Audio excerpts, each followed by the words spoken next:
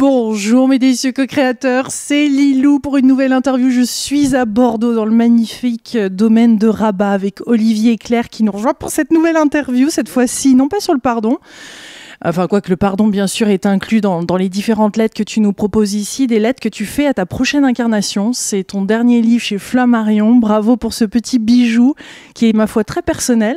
Un changement peut-être de cap, d'écriture, d'envie d'être plus intime avec tes lecteurs. Et on apprécie beaucoup cette vulnérabilité-là pour exposer les différentes leçons, ce que tu as envie de transmettre de manière assez intemporelle, ma foi, à tes lecteurs. Et peut-être même à ton âme. Donc on abordera le sujet de la réincarnation plus tard. J'ai envie de garder ça pour la fin parce que c'est quand même très croustillant, du moins à mes yeux. Mais tout d'abord, clairement, je t'ai entendu dire que tu pensais qu'en ce moment, on était comme une génération de transition, on était une génération charnière, il y avait une évolution des consciences. J'ai envie de parler de ça parce qu'on sent que pas mal de personnes, dont toi, vous êtes en train de vous libérer, de parler beaucoup plus personnellement, d'oser donner des indices... tu vois, important sur et même de parler d'âme, d'incarnation, ouais. Hein? Oui, alors j'ai envie de partager avec toi quelque chose que peu de gens savent, c'est que quand j'écris mon premier livre à 21 ans et que je le présente à un éditeur en 83, il me dit « Ok, je le prends, mais tu m'enlèves tous les jeux ». Voilà, donc il fallait pas écrire, il fallait pas parler de soi personnellement. Et donc derrière, il m'a fallu du temps pour me réapproprier le fait de parler en jeu, de me dire... Et un qui m'a aidé pour ça, c'est Emmanuel Carrère, dont j'ai adoré son livre « D'autres vies que la mienne ». Et je me suis rendu compte dans ses livres comment le fait de savoir parler de manière juste de sa subjectivité, de son expérience, venait nous toucher en tant que lecteur d'une manière différente. Ouais. Et donc il m'a fallu un petit moment pour ça. Le don du pardon avait été un premier livre où je m'exprimais plus en jeu. Et là, dans ces lettres à ma prochaine incarnation, alors pour le coup, c'est effectivement le plus personnel, le plus intime de mes livres. Et on parle là, quand même, tu as décidé de le faire aussi parce que j'ai l'impression que tu sens que c'est un moment, on est dans une pleine évolution des consciences et nous sommes des générations charnières, comme tu dis, entre une ancienne façon de voir la vie et une nouvelle, ou c'est quelque chose que toi-même, à travers toutes tes différentes rencontres, tu te rends compte que finalement, tout ce savoir-là, à travers les traditions, que ce soit Toltec ou autre, ça fait des millénaires que c'est déjà transmis. C'est pas quelque chose de si nouveau, finalement, l'évolution des consciences. À une échelle aussi importante que ça, oui. Je pense qu'il y a effectivement une grande transition qui est en cours en ce moment, qui a commencé il y a longtemps. Mais moi, quand il y a 35 ans, je m'intéressais déjà à ces choses-là. Je passais pour un illuminé. Aujourd'hui, tu as des séries télévisées, tu as des films, tu as même des choses pour enfants qui parlent de réincarnation, de karma, qui parlent d'éveil des consciences, etc. Et donc, je pense qu'il y a effectivement, j'aime bien ce terme que tu utilises, que j'emploie aussi, de génération charnière, qui est en train de faire l'articulation entre deux époques, entre deux paradigmes. Et aujourd'hui, ce qui est intéressant, c'est que c'est plus seulement des gens qu'on aurait dit un peu flyés, illuminés autrefois, mais même des gens avec un background scientifique, avec le recours de la psychologie, des neurosciences, de la psychiatrie, des gens comme Stan Grof et d'autres, qui sont en train d'alimenter ce changement-là. Tu le ressens, tu es papa, tu parles donc il y a 14 lettres dans ce livre, dont il y a un chapitre forcément sur les parents, tu es père toi-même.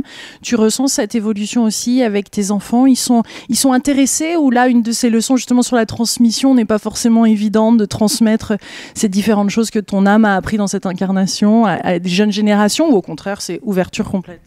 Alors déjà, ce que je vois, c'est que le fait de naître avec des parents qui ont déjà cette conscience-là, ils absorbent ça comme une éponge.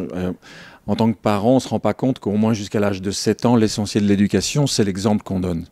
Donc moi, je n'ai pas ressenti le besoin d'aller leur coller des théories, des croyances, etc. Je me suis dit, si j'arrive à être un exemple pour eux, si leurs deux parents ou les familles élargies qu'ils ont autour d'eux sont des exemples, ils vont intégrer ça. Et ce que je constate, c'est que j'ai 3 garçons, donc en l'occurrence, les 3, quand je vois leur manière de penser, leur manière de voir le monde, les échanges qu'ils ont, etc., je me rends compte qu'ils viennent avec un bagage que moi, j'avais certainement pas quand j'avais leur âge. Alors, c'est pas que les parents, c'est tout le contexte, c'est les gens qui côtoient. Moi, par exemple, 2 de mes fils ont côtoyé Miguel Ruiz déjà il y a 6 ans, tu vois. Toutes ces choses-là, ça rentre en eux. En plus, c'est un âge où c'est pas l'intellect qui filtre. Je vis, je participe à des choses, je suis là, je viens à un cercle de pardon, je suis là à un atelier avec Miguel Ruiz. Et puis, à un moment, ces choses, elles s'inscrivent en eux, puis font partie d'une normalité qui n'était pas normale pour nous à leur âge. Tu parles de différents outils, d'une boîte à outils, de techniques, de tout ça, tu en parles dans ce livre. Et en même temps, on sent que c'est pas une seule direction que tu conseilles ton âme, ta future âme, hein, ta vie postérieure, on peut dire. Il n'y a pas un seul outil, en fait. C'est au-delà d'une seule technique. C'est un ensemble de choses qu'on va pouvoir à un moment dégainer, dont on va avoir besoin à un certain stade de sa vie. Oui, alors je suis d'accord tout à fait avec ce que tu dis, mais j'ai envie d'amener juste une nuance, c'est que je pense qu'on ne construit pas une vie simplement avec des outils ou avec des trucs. Tu sais, j'aimerais un truc pour mon enfant qui est comme ci, ou un truc pour... Je pense qu'on construit sa vie avec une philosophie, avec une ligne directrice. Moi, dans ma vie, j'ai une lettre, ou même deux, je crois, dans le livre, sur le sens, sur les questions existentielles, sur le sens de notre vie, sur le sens de cette grande aventure. Et je pense que lorsqu'on a une direction, lorsqu'on se dit j'ai envie d'aller dans ce sens-là, eh bien, petit à petit, on va trouver les outils, les moyens, les éléments qui vont nous permettre d'avancer. Mais cette distinction-là, elle me semble importante parce qu'il y a des gens qui vont d'outils et de méthode en méthode, mais ils ne savent pas forcément au service de quoi et vers quoi ils ont envie de mettre ça. Voilà. Donc l'idée du sens de la vie, moi, elle m'a obsédé très tôt. Et de se poser cette question-là, d'essayer d'y trouver des réponses, puis ensuite de cheminer. Voilà, moi, j'ai décidé que ma vie, je voulais qu'elle soit une occasion de développement personnel et collectif. Comment je peux grandir en sagesse, grandir en amour, grandir en capacité d'action. Et puis comment, puisqu'on vit en société, puis qu'aujourd'hui tout est collectif, tous les enjeux sont mondiaux, comment faire pour contribuer à élever globalement le niveau de conscience, le niveau d'éducation de ceux et celles avec lesquels on partage cette vie. Donc, qu'est-ce qui commence en premier? C'est qu'il faudrait plutôt aller chercher donner du sens à sa vie. Au contraire, à travers ces outils, c'est ce qui permet à un moment de donner du sens à sa vie. Il y a une des lettres qui est être au service de quelque chose de plus grand. Donc, en effet, là, on se sent porté. Et là, il y a autre chose qui est en œuvre. Alors, je pense qu'on a de multiples façons d'arriver au centre, hein. Personnellement, je pense qu'on vit une grande crise de sens. Je vois des tas de gens qui ne savent pas pourquoi ils sont là, ils ne savent pas pourquoi ils se lèvent le matin, pourquoi ils vont bosser. Alors tant que ça va, tant que j'ai des sous, tant que je m'en sors, tant que les enfants vont bien, tant que le couple va, ben ça tient. Mais dès qu'arrivent des difficultés, ben, tout d'un coup on se dit mais à quoi ça rime tout ça? Donc retrouver le sens, chez moi en tout cas, ça a été un élément vraiment déterminant. Maintenant il y a d'autres personnes où c'est une expérience, c'est un vécu dans un atelier, c'est lors d'un voyage, c'est tout d'un coup qui va éveiller quelque chose. Ça sera d'abord passé par le vécu.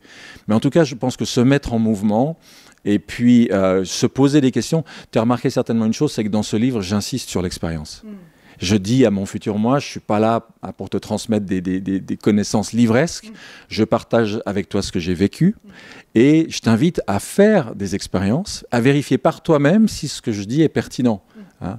C'est-à-dire que je peux te donner des graines, mais il faut que tu les sèmes, il faut que tu les arroses, puis il faut que tu vois si ça va donner les mêmes fruits, les mêmes légumes, les mêmes arbres dans ton potager que ce que moi j'ai pris le temps de développer dans le mien.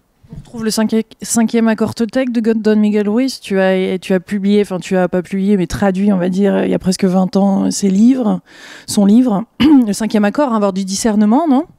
Alors oui, le discernement est un de mes chevaux de bataille, bien sûr. Oui, oui. Et puis Miguel aussi, ce qu'il nous donne, c'est des outils pratiques. C'est-à-dire lire son livre, si on ne le met pas en pratique derrière, ça ne sert à rien. D'où le quatrième accord, fais de ton mieux.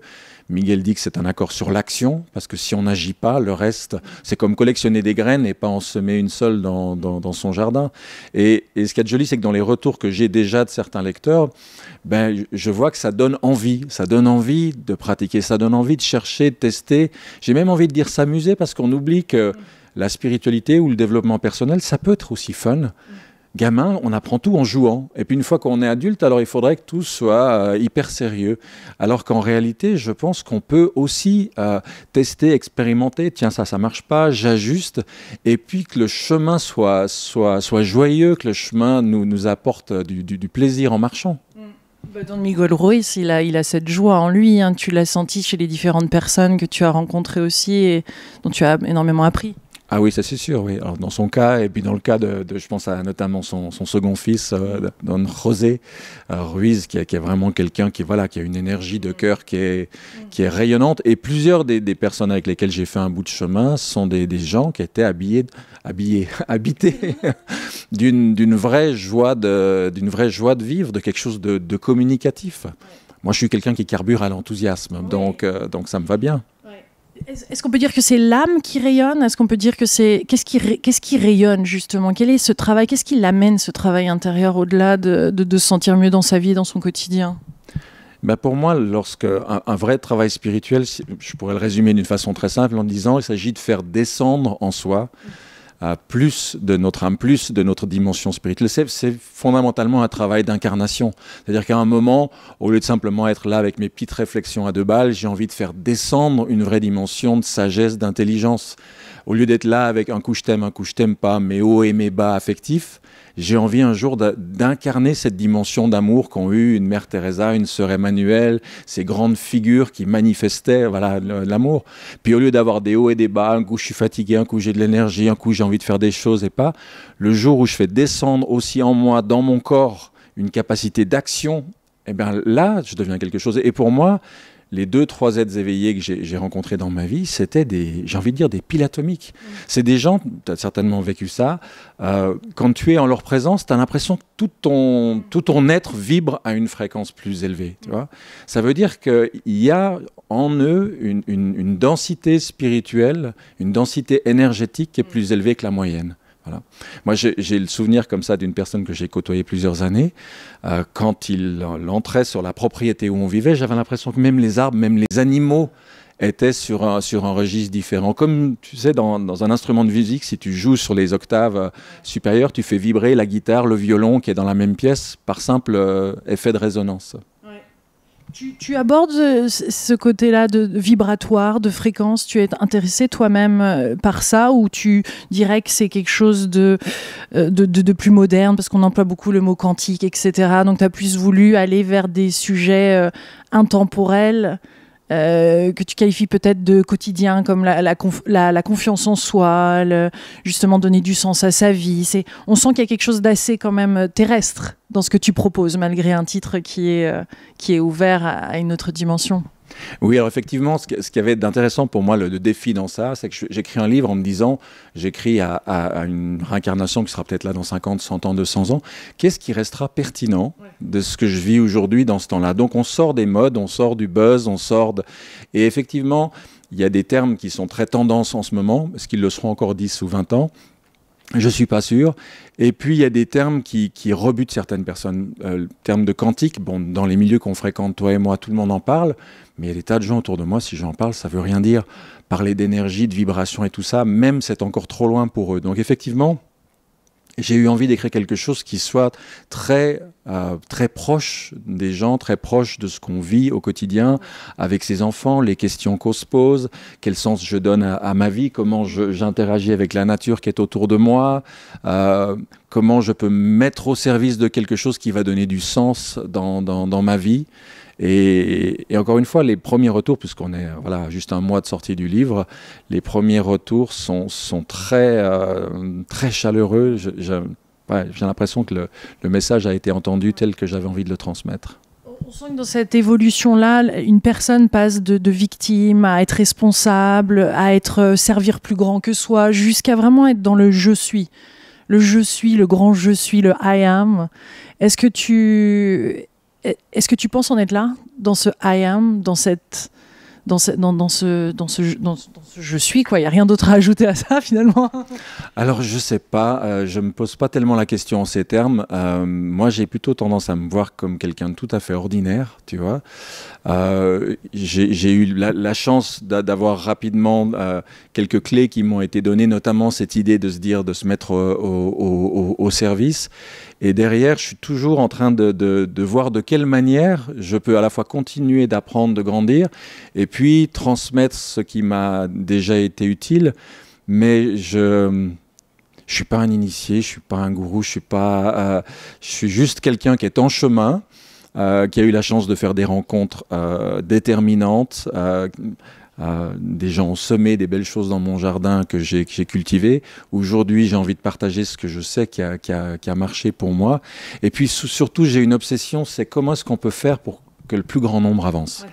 Comme on vit en démocratie, il est plus important que 100 personnes fassent un pas plutôt qu'une seule personne en fasse 100 ou que 5 en fassent 20. Parce que c'est ce qu'on va arriver à faire tous ensemble qui va faire changer les choses. Donc, plus on arrive à rendre des outils accessibles au plus grand nombre, c'est la magie d'un livre comme Les 4 accords Toltec. C'est que le langage est tellement simple qu'il a touché des millions de gens partout, tu vois. Simple mais profond. Simple, mais pas simpliste. Simple, mais vraiment profond. Il y a de quoi travailler une vie entière avec ce qu'il nous offre là. Et moi, je suis toujours dans cette recherche. Comment vulgariser, comment rendre accessible sans non plus dénaturer, mais des choses qui vont donner sens, qui vont aider les gens à cheminer et à avancer. Tu as eu un parcours qui est unique, forcément. Tes parents, t'es franco-suisse, tu as eu le parcours que tu as eu, des rencontres exceptionnelles, etc. Comment, au travers d'un livre justement comme celui-ci, à la fois tu veux servir ton futur âme et puis servir un nombre de personnes incroyables?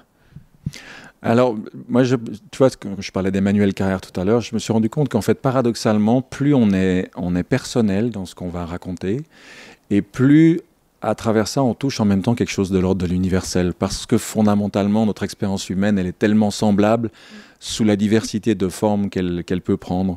Donc, moi, ça m'amusait et ça me donnait énormément de fluidité et de simplicité dans l'écriture de m'imaginer écrire à un futur moi.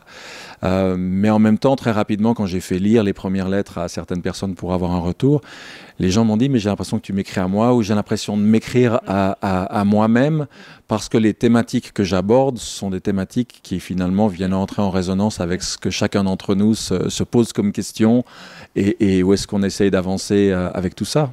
Est-ce qu'on pourrait dire que nos âmes sont, elles, connectées, que elles, nos âmes traversent un même chemin, ou même si le chemin, en tous les cas, n'est pas le même, la finalité ou le but sur Terre pourrait être commun? Alors ça, j'en suis convaincu. Bien sûr, on a chacun physiquement un corps qui est unique et distinct, mais déjà, rien que si on pouvait mesurer le champ magnétique autour de mon cœur et autour du tien, qui fait à peu près 2 mètres de rayon, donc 4 mètres de diamètre, on est déjà complètement interpénétré dans ces énergies-là, donc on ressent l'un l'autre ce qui se passe. Après, tu passes au plan mental et c'est encore une énergie plus subtile. Et pourquoi est-ce qu'on capte les mêmes idées d'un bout à l'autre de la planète au même moment, même avant qu'existe Internet, la radio et la télévision? Les idées sont dans l'air, voilà.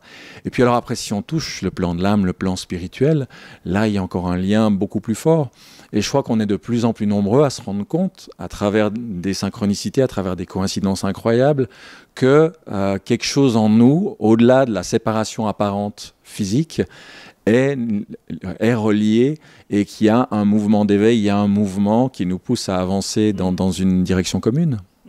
Les parents, tu dis clairement, on choisit nos parents. Tu peux nous parler un petit peu plus de ta vision par rapport à ça? Alors, il y a plusieurs choses que j'aborde. Effectivement, la deuxième lettre du livre concerne les parents, parce que voilà, se réincarner, c'est quand même choisir une nouvelle vie et de nouveaux parents.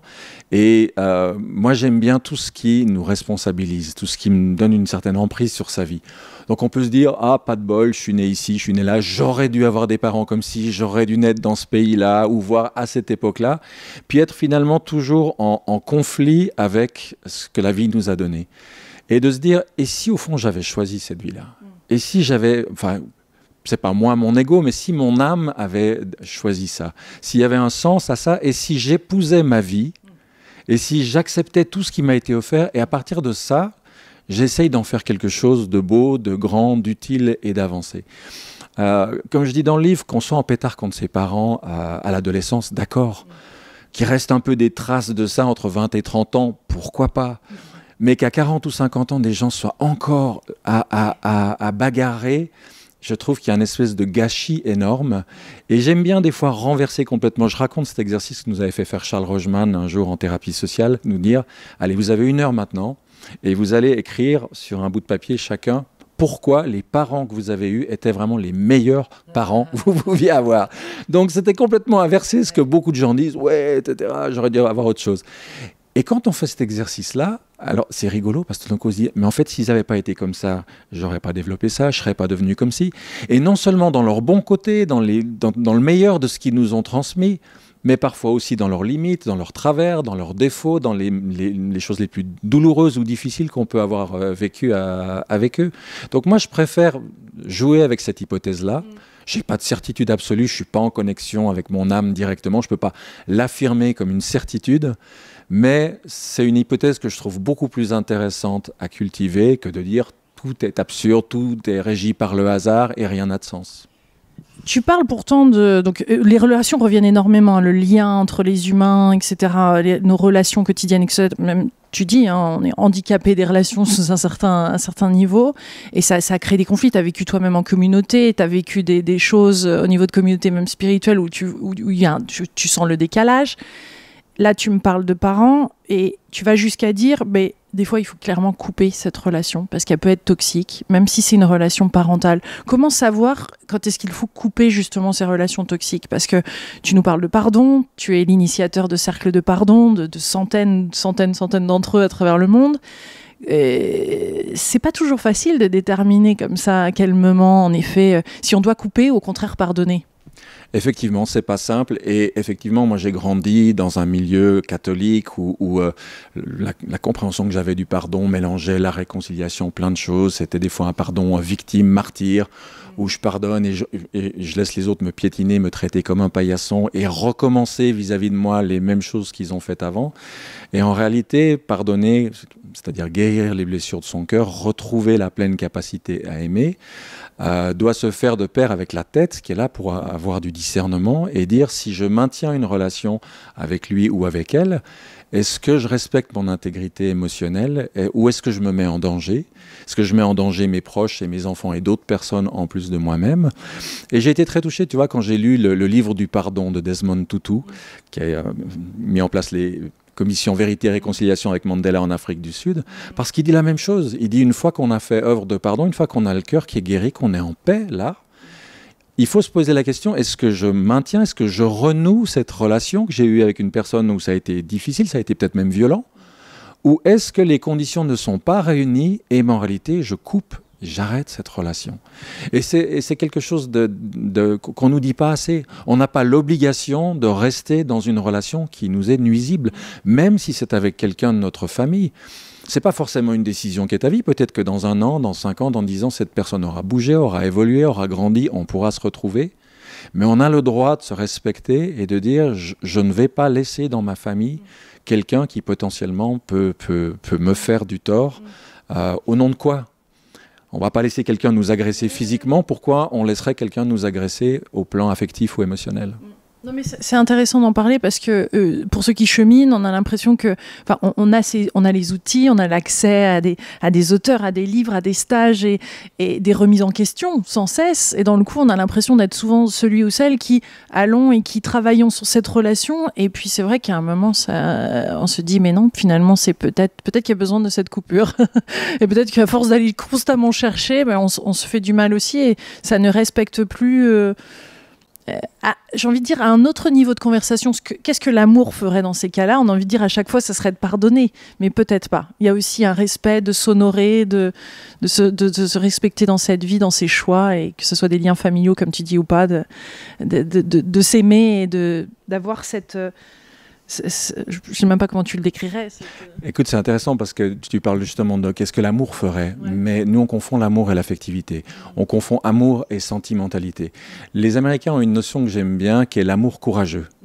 Et l'amour courageux, c'est des fois de dire, voilà, je t'aime suffisamment pour savoir que là, la décision la plus juste à faire, qui est peut-être une décision douloureuse et difficile pour moi, c'est qu'en ce moment, les conditions ne sont pas réunies pour qu'on se voit. Donc, le temps qu'il faudra, je te laisse vivre ton aventure, tes choix, qui ne sont pas les miens. Et puis, peut-être qu'on se retrouvera dans 5 ans, dans 10 ans, dans une autre vie, pourquoi pas. Mais il y a l'amour véritable. Moi, j'ai vu ça aussi bien chez certains grands enseignants spirituels que chez certains parents ou autres. Et des fois, un amour qui demande de poser des décisions qui sont difficiles, qui sont exigeantes. J'ai une histoire comme ça extraordinaire qui m'a été contée. Ghislaine Langto, qui a écrit La mafia médicale il y a 20 ou 30 ans maintenant. Sa fille me racontait cette histoire extraordinaire, comment un jour elle a décidé qu'elle ne voulait plus subir les effets d'une maman alcoolique, voilà, les effets sur elle, les effets sur ses filles, et comment elle a fait le choix, au nom de l'amour courageux, à un moment de dire, écoute, tu peux faire le choix de boire si tu veux, moi je fais le choix de préserver ma vie et celle de mes filles, donc tant que tu bois, on ne se voit plus. T'imagines les réactions que ça peut susciter en famille, autour, tout le monde, etc. Sauf que 3 ans plus tard, quand la grand-maman revient, dont personne n'a entendu parler pendant 3 ans, ni à Noël, ni les anniversaires, ni rien, elle est sobre. Et à partir de là, sa petite fille, elle me dit, pendant 15 ans, on a eu la grand-mère la plus géniale qui soit. Ça veut dire quoi? Ça veut dire qu'une fille a eu cet amour courageux, qui n'est pas du rejet, qui n'est pas de la haine, qui n'est pas de l'esprit de vengeance, mais qui a un respect de soi, de ses enfants et même de sa maman, pour la voir plus loin, pour la voir plus grande que ce qu'elle manifeste à ce moment-là, et lui donner la chance de faire un pas décisif dans sa vie et de doter derrière de 15 ans d'une qualité de vie dont tout le monde a bénéficié.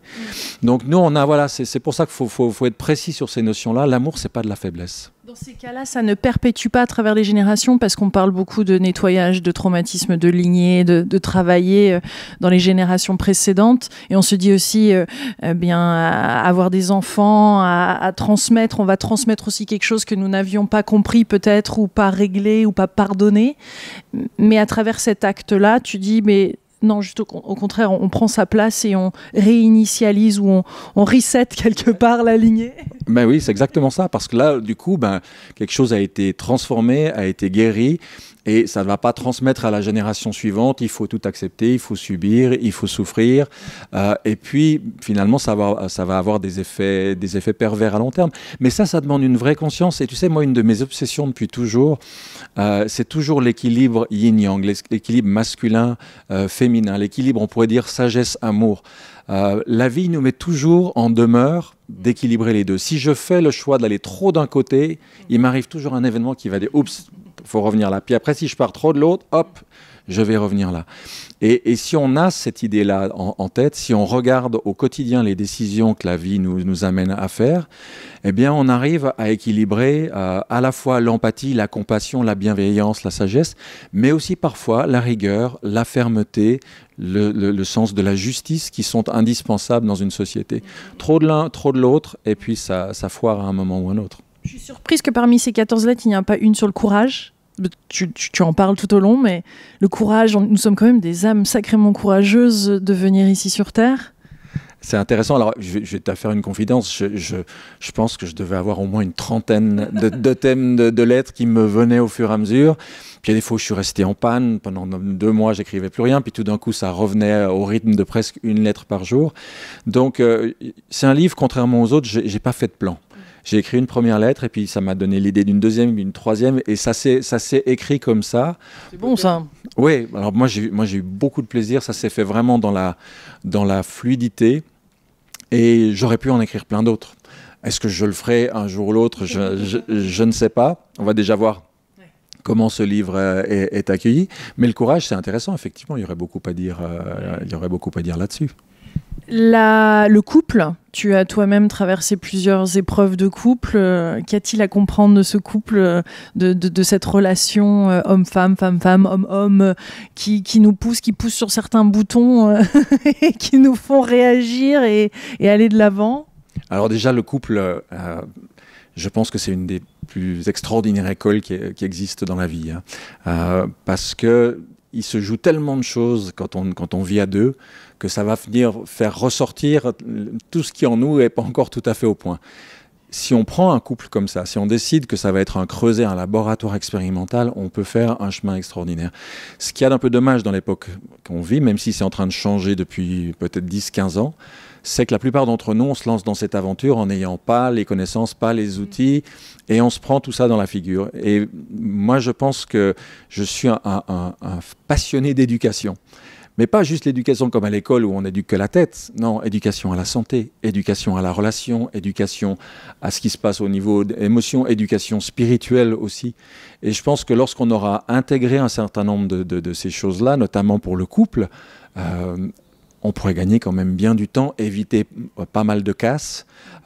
Ça ne nous empêchera pas de vivre les choses, mais ça nous évitera de devoir réinventer la poudre, réinventer les choses, alors qu'il y a un certain nombre de connaissances fondamentales qu'on a aujourd'hui Et moi, j'ai eu la chance de publier plusieurs livres absolument géniaux sur le couple, celui de Sobonfu Somé chez Jouvence, celui de Gary Tsukav chez Très Daniel, celui de Don... Spiritual Partner. Voilà, exactement. On sent qu'est en train d'émerger une nouvelle compréhension. C'est plus les contes de l'enfance. Ils se marièrent et eurent beaucoup d'enfants, comme si l'histoire s'arrêtait là, alors qu'en réalité, elle fait juste commencer. Donc le couple... Le mariage a encore du sens ? Pour moi, oui. Pour moi, oui. Je pense qu'on vit une époque qui est un peu confuse sur toutes ces questions-là. Peut-être à réinventer, d'ailleurs. Il y a tellement de choses qui sont en train d'être recréées en ce moment. Peut-être même le mariage, la définition du mariage, même le mot mariage est à revoir. Ça, je suis tout à fait d'accord avec ça, dans le sens qu'il y a des tas de mots. C'est le cas avec pardon, c'est le cas avec amour, liberté, vérité. C'est des mots qu'on a reçus quand on était enfant, sans vraiment trop s'arrêter sur ce que ça veut dire, sur la définition. Et je pense qu'à un moment de se dire, attends, mais ce mot-là, il signifie pourquoi pour moi, au XXIe siècle, aujourd'hui, quel sens je mets derrière? Et il y a des termes comme ça. Alors, certains ont dit le pardon, on peut s'en débarrasser, ou le mariage, on n'en a plus besoin, etc. Puis on se rend compte derrière qu'en fait, c'est pas juste un mot. Il y a quelque chose de beaucoup plus profond derrière. Et plutôt que plutôt que de s'en débarrasser, il s'agit plutôt de se dire, OK, comment je le réincarne dans cette vie? Comment j'y donne un sens, une utilité, une pertinence dans ma vie d'aujourd'hui? La réincarnation, quand même à aborder, je sais que tu abordes plein d'autres thèmes, la confiance, etc., qui sont aussi importantes, mais je laisserai aussi les lecteurs et les co-créateurs découvrir ce magnifique livre. Mais la réincarnation, qu'est-ce que tu as envie de dire par rapport à ce sujet-là? Donc je suppose que tu y crois, que ce que tu ressens de vrai, que nos âmes passent de vie en vie, et qu'en effet... parce que ça m'intrigue, moi, si tu veux, c'est comment ton âme, elle va reconnaître ce livre, tu vois? C'est genre, comment elle va savoir que c'était Olivier Clerc dans cette autre vie? Bon, alors il y a deux choses. Déjà, moi, il y a un certain nombre de choses que j'avais envie de partager avec mes lecteurs. Ça faisait 5 ou 6 ans que je cherchais le moyen de le faire. Et je ne voulais pas être professoral, je ne voulais pas être donneur de leçons. Je suis ni François Tcheng, ni Christiane Singer, ni d'autres auteurs que j'admire comme ça. Je voulais quelque chose qui soit très à bâton rompu. Puis l'idée des lettres s'est imposée. Je ne voulais pas des lettres à mes enfants parce que, de nouveau, ça fait un rapport un peu hiérarchique de génération. Et l'idée de m'écrire à moi-même à travers une hypothétique incarnation future est le moyen que j'ai trouvé d'écrire de la façon la plus libre, la plus spontanée. J'écris comme je te parle là, comme je parle avec mes amis au quotidien. Maintenant, derrière ça, effectivement, l'idée de la réincarnation, moi, elle m'a beaucoup intéressé parce que se dire, on vient une fois sur Terre, on peut naître dans une famille au Bangladesh, dans la pire des misères qui soient, voire à moitié estropiée, ou on est en Occident, dans une famille où on sera bien éduqué, où on aura tout. Ça dure une fois, puis ensuite on est assis à la droite du Père jusqu'à la fin des temps. Moi, j'avais un peu du mal avec cette idée-là. Et donc, j'ai été chercher. J'ai lu beaucoup de choses dans le bouddhisme tibétain, y compris dans le christianisme, où on oublie que la réincarnation faisait partie du christianisme originel pendant pratiquement 3 siècles. Et puis j'ai surtout beaucoup expérimenté. Parce qu'il y a une obsession chez moi, c'est que le savoir intellectuel ne me suffit jamais. J'ai besoin de vivre les choses. Donc j'ai besoin de vivre des expériences. Alors on dira, bon, comment est-ce qu'on fait pour mourir et revenir, à moins d'avoir une NDE? Il y a des expériences qu'on peut faire, j'en décris quelques-unes dans le livre. J'ai pas de certitude là-dessus. Je peux pas te garantir qu'on se réincarne. J'ai un sentiment assez fort que c'est effectivement comme ça que les choses se passent. J'ai dans mon entourage en plus des gens qui gardent un souvenir parfaitement conscient de 2 incarnations successives avec des faits extrêmement troublants. Mais au final, je parle à un moment du pari du sens que je propose à mes lecteurs de faire. Pour moi, c'est ce qui donne le plus de sens. De se dire qu'on vient, qu'on revient, qu'on s'améliore de vie en vie, de foi en foi.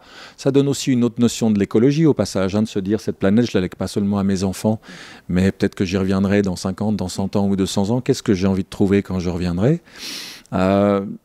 Sincèrement, je trouve que l'hypothèse de la réincarnation qu'on trouve dans je ne sais combien de traditions à travers la planète sous des formes plus ou moins différentes est ce qui donne le plus de sens à notre aventure humaine, individuelle et collective. Mais moi, je ne suis pas quelqu'un qui aime croire. J'aime expérimenter, j'aime jouer avec les idées, j'aime voir comment ça s'impacte dans ma vie quotidienne. Qu'est-ce qui va donner du sens? Qu'est-ce qui va me permettre de grandir et d'avancer? C'est un peu provocateur.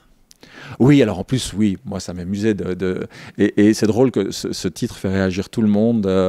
J'ai eu que des échos positifs, y compris de gens. C'est amusant parce que j'ai des amis qui sont très chrétiens, cathos comme ça, ou réincarnation, qu'est-ce que c'est que ce truc-là, etc. Au début, il y avait un petit mouvement de recul comme ça, et puis qui ont quand même pris le livre un peu parce que c'est par gentillesse envers moi, puis qui derrière se sont dit ah ouais quand même, mais finalement c'est pas que ça, voilà, ça c'est un artifice littéraire, mais derrière c'est toute une réflexion sur le sens de nos vies et de nos relations.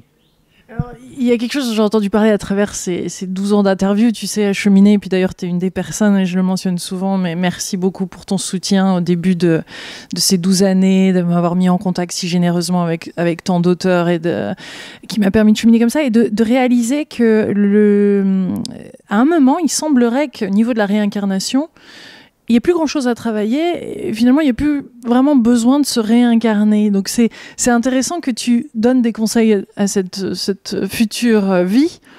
Donc, est-ce que ça serait déjà un constat à 50 ans, en moitié de vie, on peut dire, de dire, voilà ce que j'ai envie de transmettre, mais aussi... peut-être que j'arriverai pas au bout de cette libération, ou est-ce que c'est même pas du tout quelque chose que tu souhaites faire toi, de libérer toutes ces mémoires, de sentir que ton âme n'a finalement plus envie de se réincarner sur Terre, ou là tu sais déjà que il y aura ce potentiel-là parce que tu penses que tu vois ce que je veux dire, qu'il va y avoir encore du travail derrière?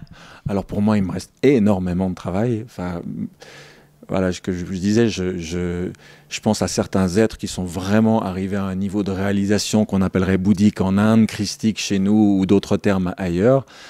Pour moi, arriver à la maturité du potentiel de l'âme humaine, c'est un chemin dont je m'estime encore bien loin, tu vois. Donc je suis loin d'imaginer que dans cette vie, ou même dans la prochaine, ou même dans les 10 prochaines, j'aurai atteint ce niveau de réalisation-là. Donc je me laisse encore plein de temps, puis j'ai envie de rajouter autre chose. Pour moi, c'est pas ce monde est un monde terrible, on vient là, puis vivement qu'on se barre, puis qu'on n'ait plus jamais besoin de se réincarner. Moi, cette phrase qu'il y a dans les évangiles, enfin dans la prière dominicale, que ta volonté soit faite sur la terre comme au ciel. De se dire, et si on arrivait un jour à faire de cette terre un paradis, un lieu où on se bagarre là-haut pour s'incarner, c'est moi qui veux descendre, c'est trop bien, etc. Moi, j'aime cette idée de se dire que même si un jour on atteint effectivement cette illumination, cette réalisation personnelle, comme dans le vœu de Bodhisattva, c'est-à-dire je reviendrai tant qu'il y a des gens à aider, ok, je ne suis plus à l'école parce que j'ai obtenu mon bac, mais j'y retourne comme prof. Voilà, je reviens parce que j'ai envie de participer, parce que j'ai envie de transmettre, et puis que l'idée, c'est pas juste d'être désincarné je ne sais pas où, mais c'est de matérialiser, de concrétiser toute la beauté, toute la splendeur, toute la lumière qu'il y a dans un plan subtil. Je pense qu'il y a un vrai sens dans l'incarnation, et je pense que les religions dont le message autrefois était vivement qu'on se barre, c'est pas forcément le message d'aujourd'hui. Il y a eu tout d'un coup une petite... petit truc qui est apparu. Oui, non mais c'est parce que on a encore quelques secondes là. D'accord. Quelques petites secondes pour finir. Du coin de l'œil, j'ai vu tout. Merci Olivier. L'image s'éteindre. Non, ça clignote. Nous avons encore quelques minutes. D'accord, alors c'est bon. Un petit mot de la fin, Olivier, puisque nous sommes en effet sur les quelques petites minutes. Cette caméra commence à réagir. Un petit mot de la fin pour ce beau moment passé ensemble et qui va pouvoir être partagé par des milliers de co-créateurs comme ça à travers le monde. Donc c'est une belle graine là aussi qui va germer. Je le souhaite. Voilà, moi, je peux pas dire autrement que j'ai eu la chance de beaucoup recevoir. Aujourd'hui, à 57 ans, j'ai envie de retransmettre, de partager. Et j'ai la conviction que plus nombreux on sera à cheminer. En fait, je reste un incorrigible optimiste. Et je crois qu'en donnant les moyens, en éduquant, en partageant les choses avec les autres, eh bien, on est de plus en plus nombreux à avancer et à cheminer là-dessus. Moi, j'ai toujours soutenu tous ceux qui écrivent, tous ceux qui font des ateliers, tous ceux qui font des choses qui vont dans ce sens-là. Et je continuerai de le faire, comme toi, tu continues de le faire d'une façon géniale depuis toutes ces années. Merci Olivier, merci pour cette délicieuse interview et ce livre. Lettre à ma prochaine incarnation, pas dernière. La prochaine. Merci beaucoup à tous d'avoir regardé cette vidéo. Je vous encourage vivement à la partager, à la diffuser parce qu'elle est pleine de belles graines de sagesse et qui vont germer, je pense, dans plein de cœurs de différents co-créateurs à travers le monde. Merci Olivier. Merci à toi Lilou. Bonne continuation à tous. Ouais, gros bisous de Bordeaux. À très vite. Au revoir.